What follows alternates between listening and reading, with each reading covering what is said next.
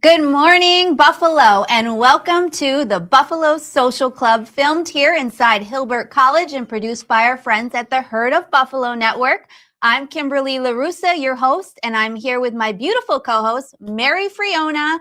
Thank you guys so much for joining us today. We have a great guest today, and we have some great stuff to talk about. I'm so excited. We'll get to our guest in a moment, but she's one of my favorite people.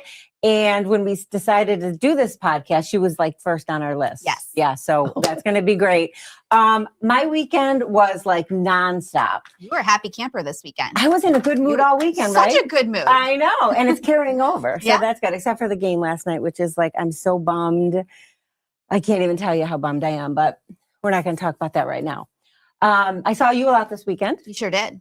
So Friday night, I had, my girls had the big dance recital and a musical. So we had like the dress rehearsals. I was driving back and forth like a crazy lady. Saturday, they did their events. And so I was literally driving in the rain, trying to catch one and then the other and going back and forth. It was amazing. Mom life. Mom life. There's nothing like it. And then Sunday, oh my gosh, our event was so beautiful. It really was. Didn't you love it? I loved every moment of it. It was wonderful to see all the kids and their smiling faces and dancing and just having a great time. Yeah, Be Our Guest is like our signature event between our two charities. And we had hundreds of people and these children battling life-threatening illnesses and disabilities were there. They had princesses. We had like everything they could possibly want. Checkers the inventor. If you've never heard of him, he is amazing. Great for birthday parties, great for any type of community event. So that was fun. Yeah, that was a lot of fun. This isn't the weekend. This is just last night. But I had a great sleep.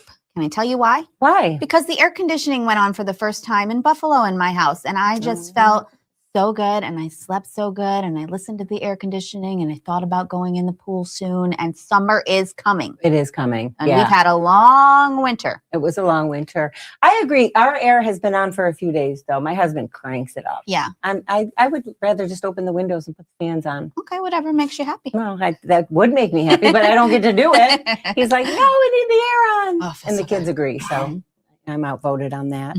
What else did you do? What did you do Saturday? I relaxed. I really don't have much to talk about. I needed a breather. It was great. I just needed to relax for a day. So I relaxed and watched shows. Nice. Anything good watching? Yeah. I can't remember what it's called, but I texted you about it. You did. I didn't get to it. But yeah, it's on Prime. It's a good show about hockey, hockey player and romance and falling in love. So I can't watch hockey for a while. Yeah. But yeah. I watched The Crash. Did you see that? It's a docu on a girl who drove a car into a school. No, it's crazy. No, it's insane. Check it out. It's insane. All right. Well, we hope you guys all had a great weekend too, but let's get to our guest because I can't wait to talk about and to her. Award-winning New York State Broadcaster Association, Buffalo Broadcasting Association, everything you could possibly want in a journalist, in a person, in a human. Jackie Walker is here, everybody. Really early for this, Mary. Really early. I know. You did not get much sleep last night. No, I am, and I give this away, I'm a total night owl, and I usually go to bed about 3, even 4 o'clock in the morning. So I'm not sure what time it is even now, but I don't think I've ever seen this time before, Mary. Well, that was the shift you were on. Yeah. I mean, you worked that 3 to midnight for decades. Yeah. So that'll do it to you. Anybody who's a shift worker knows we work second shift and then you get moved off that shift and it's a whole different world. I'm seeing things, I'm seeing birds and sunshine and, things I haven't seen in many decades. So yeah. Have you seen a sunrise lately? Not lately. No. But I am working for it. I talk to my husband about this all the time. I need to get up earlier. I need to go to bed earlier, but it is a hard habit to break. Oh, for sure. But what has it been like waking up every day and being like, I can do whatever I want today? It's not like that. Well, at least for me, it's not like that. It's been 2 years this Friday, 2 years this week since I stepped away from the anchor desk at Channel 4. I was there for more than 40 years. And what I have learned in these 2 years, and I still work for the station part-time. I do writing kind of when I wish, those kinds of things. I do a little podcast called Formerly on 4, where I interview former coworkers from the past 40 years. Oh, wow. And there have been some memorable ones, and we have a great time with that. So I still do some things part-time, but what I've learned, and here's a hat tip to anybody out there who is considering retiring one of these days. Retirement is what you make it. If you want to, get up in the morning and have your cup of coffee and say, hey, morning is the chalkboard of life. I'm going to write my own story today, whatever. You can do that. If you still want to work, though, part-time, you can certainly do that. My feeling is that we spend our life gathering information and knowledge and experience and doing all these different things. You don't just stop like that. Right. And you have an obligation, I think, to share those gifts, what you've learned in this lifetime, with others. So I'm noodling that around. I'm doing that in many different ways. But have I settled on, just how it's going to be? No, because that's not what retirement is about. Do you remember your very first day on the air? Well, now, Mary, you are taking me back a long, long way, because I was on the air before I was in Buffalo. Oh, I did not know that. I started on the air in 1979 in Springfield, Illinois, at channel 55 on your dial, ladies and gentlemen. And it was a small independent station. And now here we go. I want you to put your thinking caps on. Imagine you're in a TV station, sort of, that's not a network affiliated station. I worked for a man, the general manager, the owner of this television station, who had a magic show. And his whole life, he wanted to be on TV with his magic show. So he got a television license, went through the FCC, got a television license, hired a few people, and bought an old Robert Hall clothing store. Now, people of a certain age won't know that, but my generation knows Robert Hall. It was a small clothing chain across the country. This one went bankrupt, and so we bought the building. So here we are making a TV station there, and he wanted news and he wanted his magic show. And that's pretty much all we had on the station. Yeah, so we did the news, but here's the trick.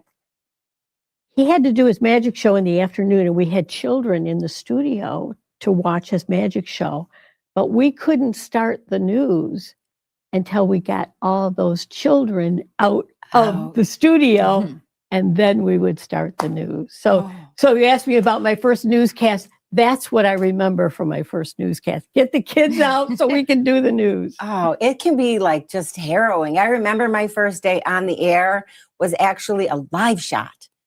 So the first thing I ever did was a live shot from like LaSalle Park. And I remember just feeling sick to my stomach. And if I wasn't with Mike Lux that day, I don't know if I would have been able to do it. But once you do it, what did they tell you to do, Mary? Just do it. Just talk to the camera. They said, hold the microphone, look at the camera, and talk. What about, did you write a script, or did you just? I wrote a script, but I think after that I learned, don't write a script for the live stuff. Like, just, what you're talking about, and when you get the script and you try to memorize it, I feel like that just kind of messes you up. See, live was really one of my fortes. I loved doing live. Same. And it kills me when I see people on the air who are reading from, whatever. Some things you have to read from your phone because it's a legal statement or whatever. Right.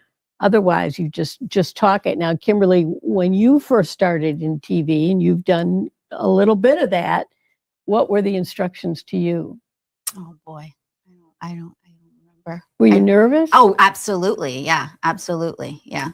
But I had the luxury, unlike you guys, to go live. I had the luxury of doing things beforehand. So when I started out at Spectrum News, and I did everything that a journalist would do behind the scenes, and then I would edit everything and I would send it off to the actual reporter who then read everything. So I didn't have that kind of, fear. But either way, I was very nervous. Yeah. Yeah. And those people, those jobs, by the way, are no longer with us.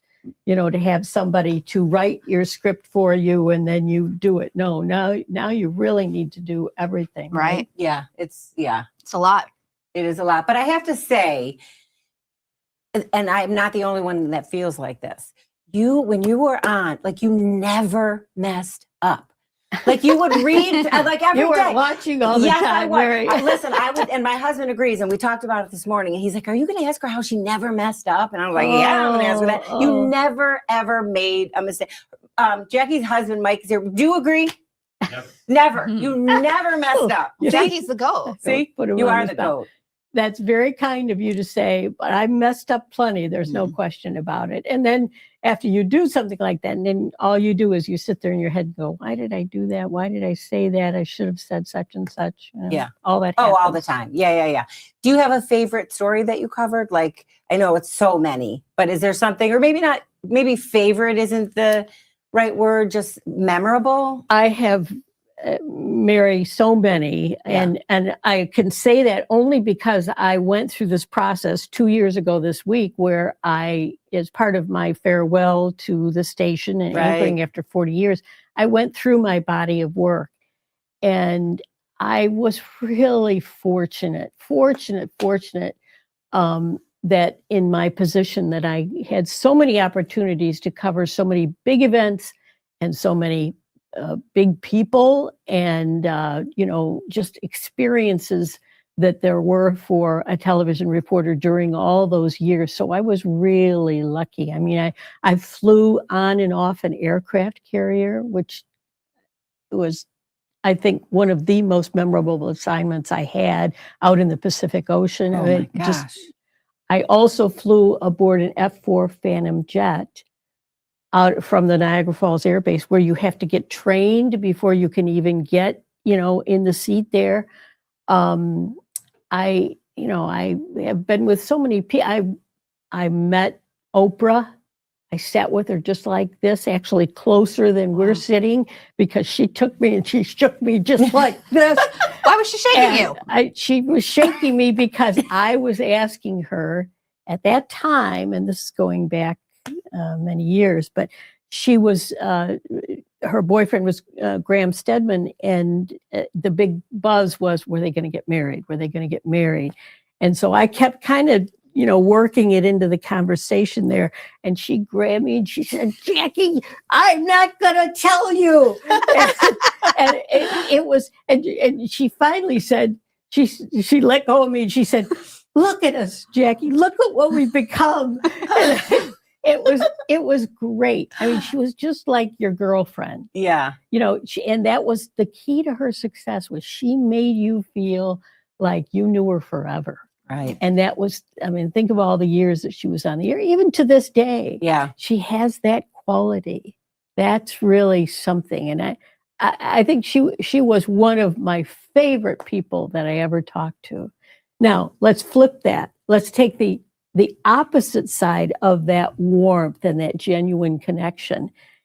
And that would be David Letterman. And yet I loved interviewing him.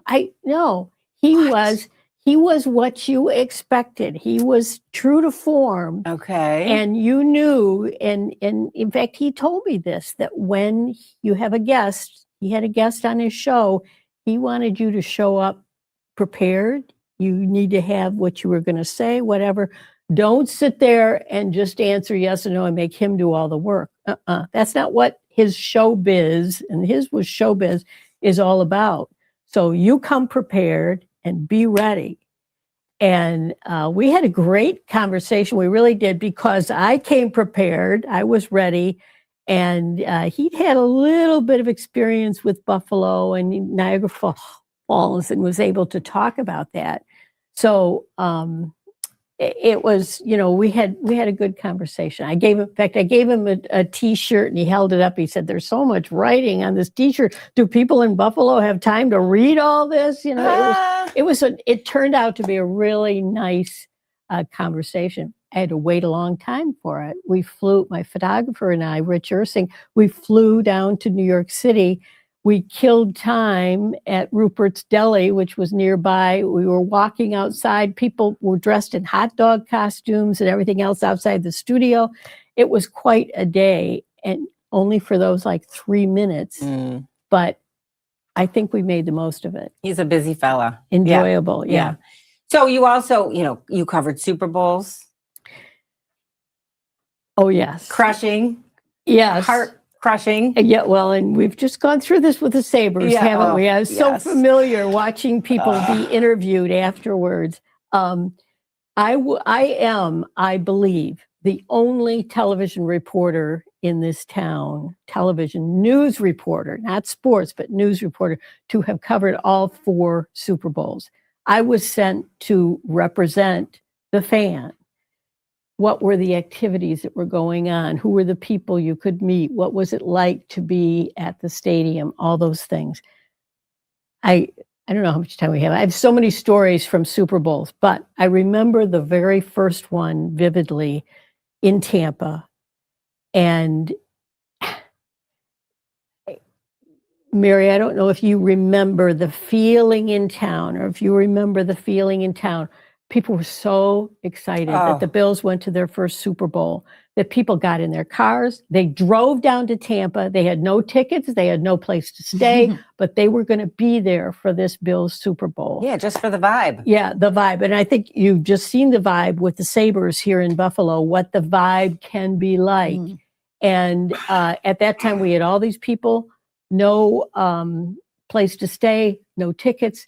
I ended up, and oh, by the way, Jackie had no ticket either, because it was our first Super Bowl. We didn't realize what you had to do to get credentials to get into the stadium during the Gulf War, when security was very tight.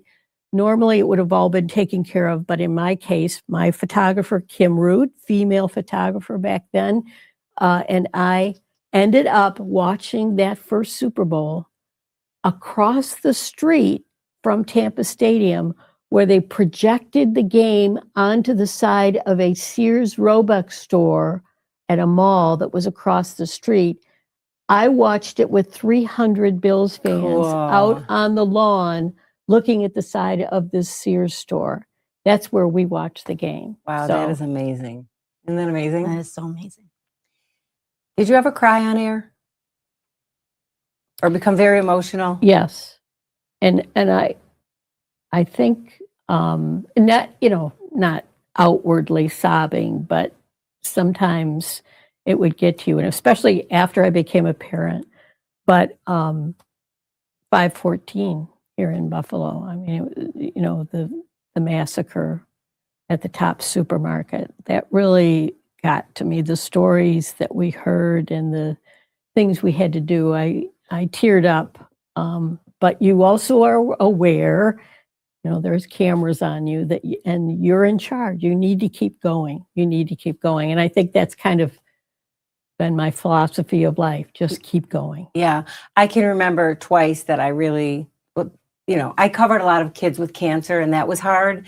But I remember on 9/11, I did cry a little bit. And I remember for the plane crash, I just remember 3407. 3407. It wasn't even the crash. It was when I covered one of the funerals.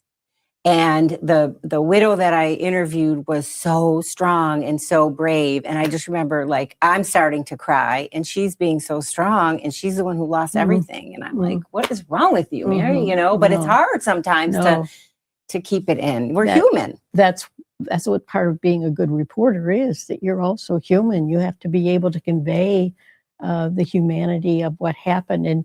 And speaking of 3407, I was on the air. I was doing the 11 o'clock news that night when Don Postles and I started the news on Channel 4 that night.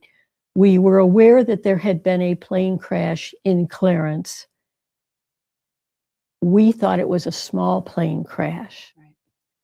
And so, these things do happen, and we had reported on small plane crashes before, but it took a while, and we went live out to Clearance Center, and Lisa Flynn was our reporter that night. And over time, then pieces started to fall together as to what was happening, the puzzle of what was happening.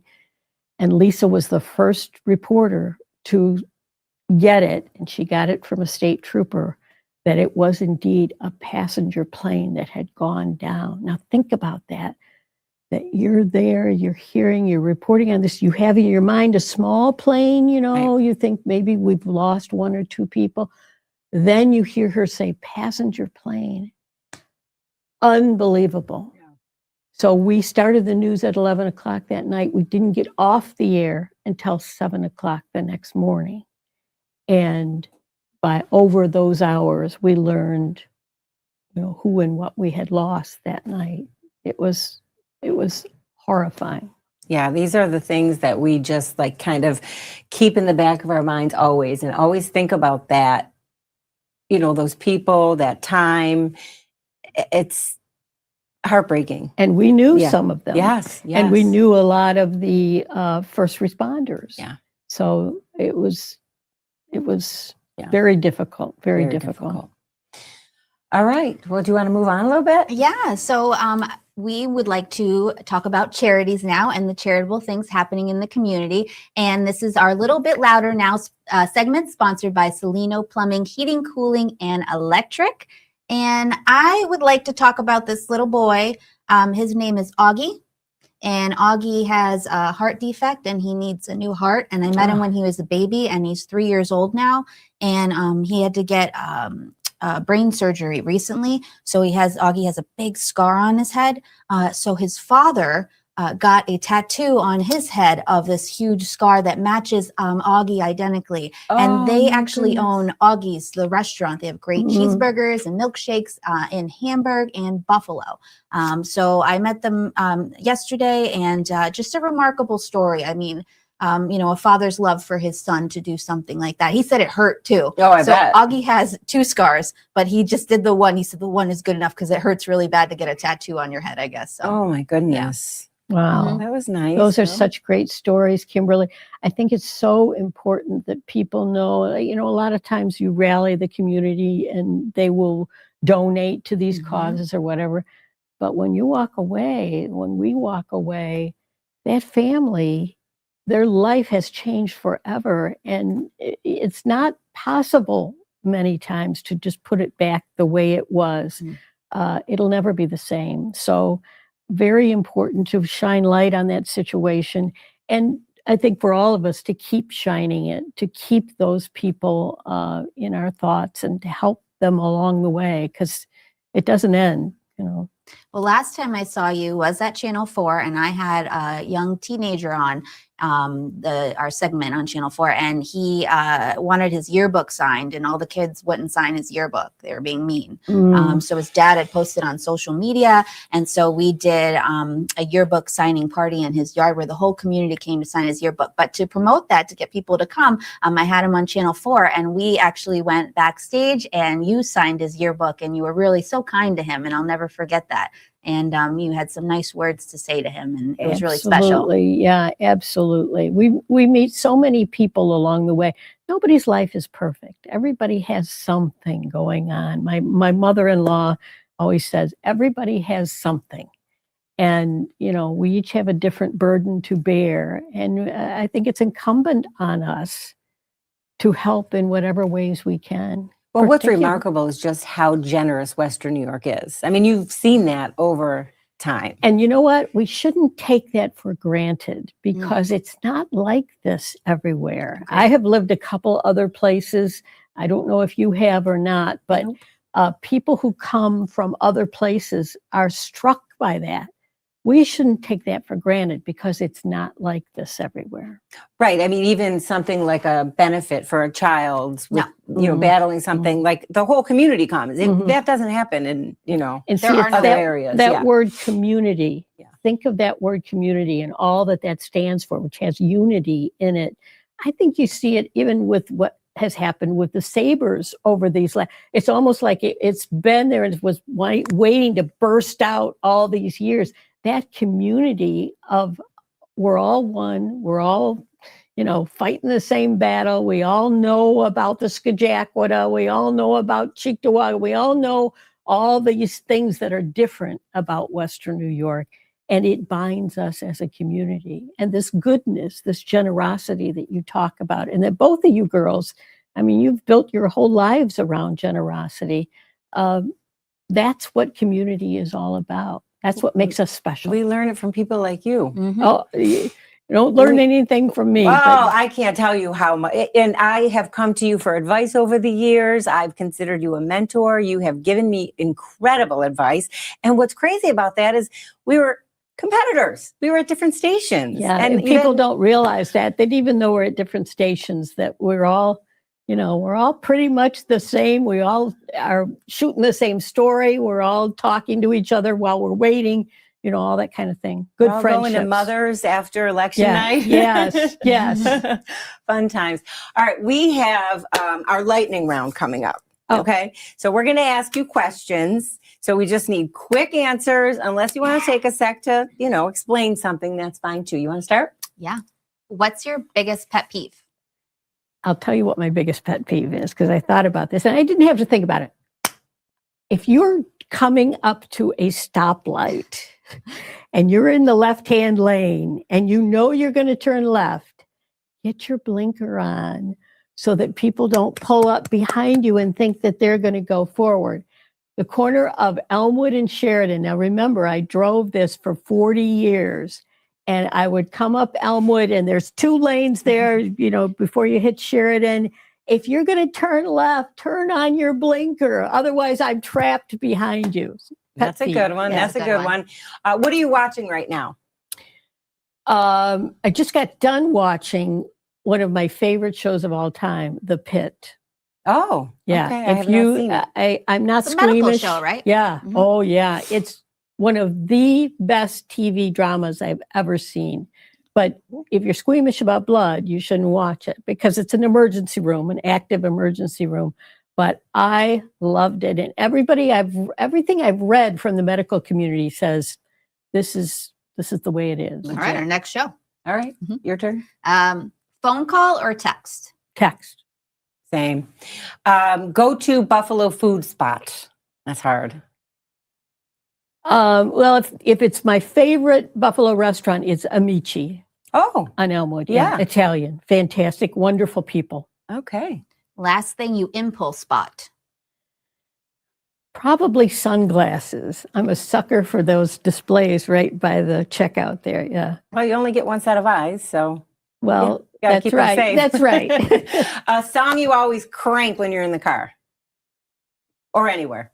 Anything Beatles. Oh, nice. Yeah. And I was really lucky to see Paul McCartney when he came through town recently. Me too. Yeah. Did you see it? Uh-huh. Wasn't it fantastic? Amazing. God bless him. Yes, Mhm. absolutely. I hope he keeps going forever. Yeah, he's like a legend. This one I already know, but morning person or night owl? Total night owl. All right, we know you met a lot of people, but if you could meet anyone right now, who would it be? Dead or living? If it's dead, I'd absolutely Jesus. Okay, yeah. So many questions there. So many. Living, Leslie Stahl. Oh, Leslie Stahl is a pioneer in our industry and has been through so much and has interviewed so many people that I would love to interview. So interviewing her would be a great way to do that. But she's 84 years old and she's at the peak of our profession in terms of being a correspondent on 60 Minutes. I know there's a lot of talk about whether that will continue, but Leslie Stahl. Cook at home or takeout? Absolutely takeout. I'm not a cook. oh, either. wow. Me either. 1-800 to go. Yeah, I like takeout as well. One thing you wish people knew about you?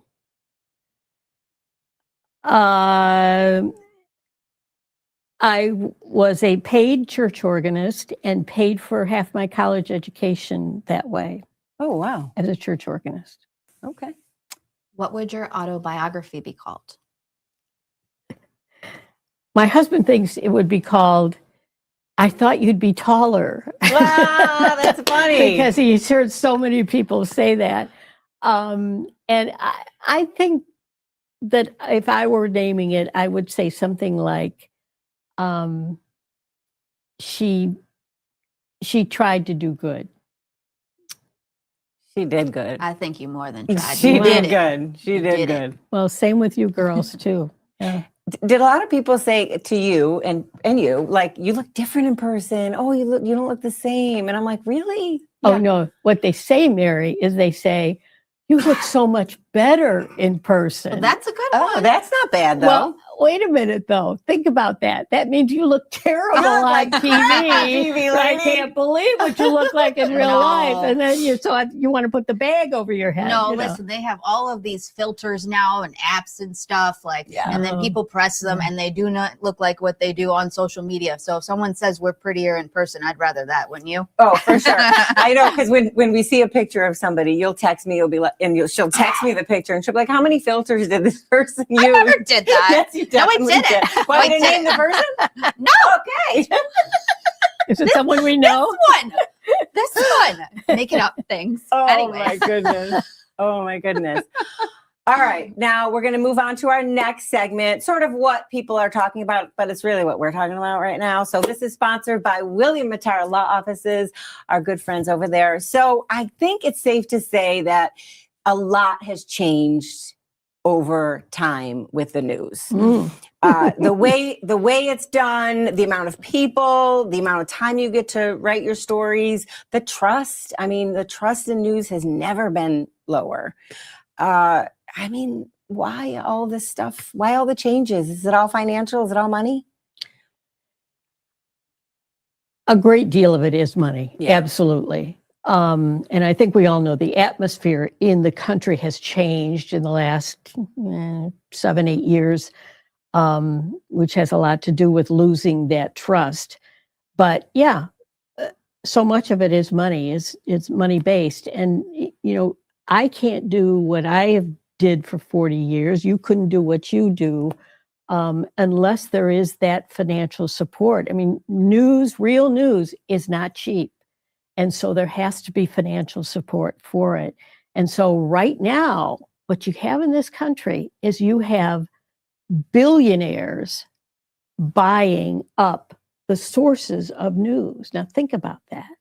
Billionaires buying up all of the sources of news and deciding pretty much, you know, who's going to be in what, who's going to say what, what's the message going to be. This to me is frightening. It's not what news should be.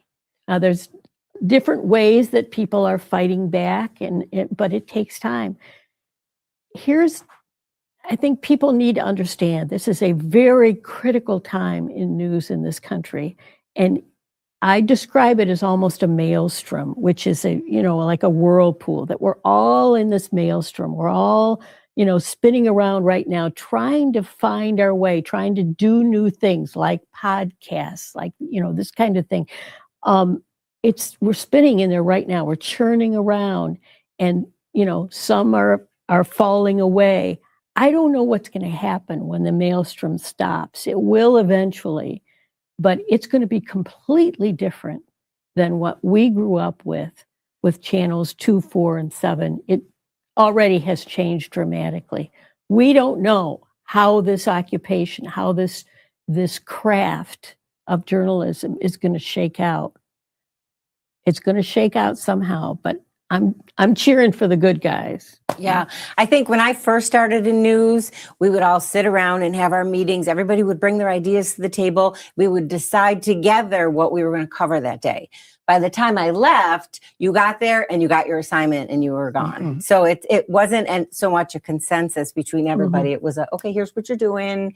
And, make sure you do your tweeting and your Facebook and your Instagram, and that's it.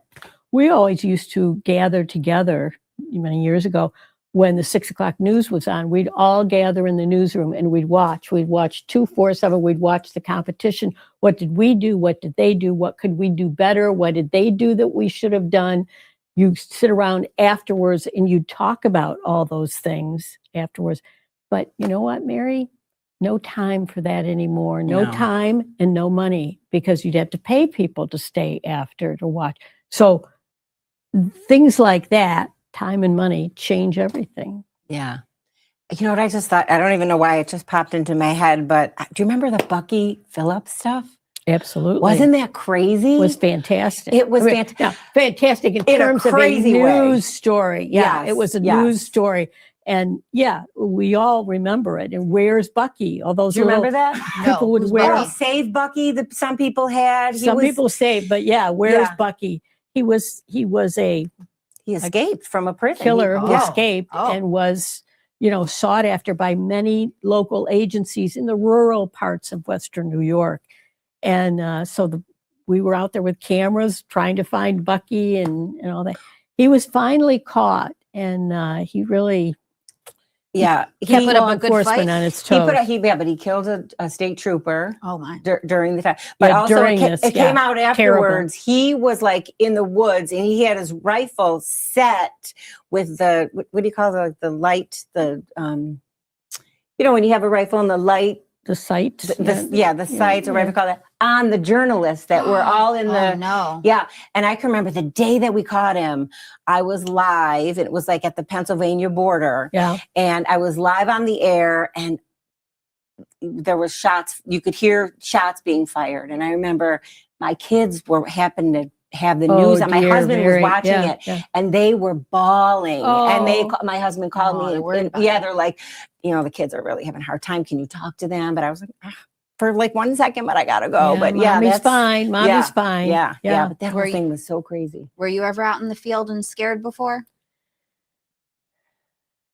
No, I never really had those situations. I can tell you though, you're making me remember, I wasn't scared, but I was mad because we waited in the rain for hours at a situation. This is in another city. Okay. There were bodies in a home, and we knew that there had been, I think it was a murder-suicide. It was a long time ago, but we were waiting for that. We stood in the rain, just waiting to get the shot of the bodies coming out. Now, this is going back many years. We don't do this kind of stuff now, but